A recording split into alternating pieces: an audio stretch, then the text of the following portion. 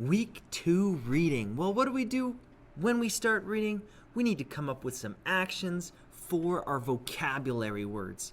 I see our vocabulary words. We got rustled, hunk, stinkiest, digestive, control, ridiculously, photographic, and camera. So we're going to start going one by one, making actions and memorizing them to the words. My first word is rustled. When I think of rustled, I think of leaves. So I'm going to go across rustled. Hunk. Hunk, gotta point at the muscles. Ripped like a hunk. So we go hunk, we go rustled. Stinkiest, that's easy. Plug your nose. Stinkiest, hunk, rustled. Digestive. I think of problems with our digestive system, giving you an upset tummy. So I'm going to grab my stomach in pain. Digestive. Stinkiest, hunk, rustled. Control. Control. I'm thinking of someone trying to grab you. Control. Digestive. Stinkiest, hunk, rustled. Ridiculously. Ridiculously. Maybe I would try and grab my ears like a monkey or something. So, ridiculously, control, digestive, stinkiest, hunk, rustled. We're on a photographic, and we have two ones that are very similar. Photographic and camera. I know what my camera's going to be. So photographic, maybe I'll pretend I'm posing for a shot, like photographic. So photographic. Ridiculously, control, digestive, stinkiest, hunk, rustled. I already mentioned camera. That's a nice easy one. Camera, photographic, ridiculously, control, digestive, stinkiest, hunk, rustled. Now that we've done our vocabulary actions, it's time to get to reading. Let's go. I've always had very good hearing. I remember listening to the sound of my father's car as he drove up our street, pulled into the driveway, and rustled in his pocket to find his house keys. He'd toss them on the bottom step, then I'd hear the sound of the refrigerator door open twice.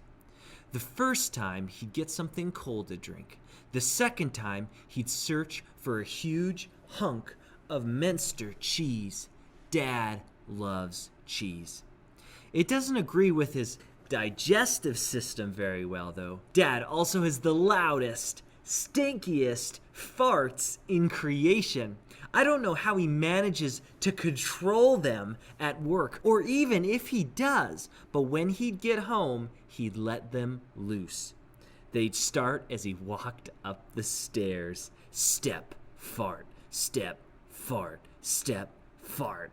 I'd be laughing by the time he got to his room, and he'd lean over my bed and kiss me. His breath always smelled like peppermints. When he could, Dad read to me.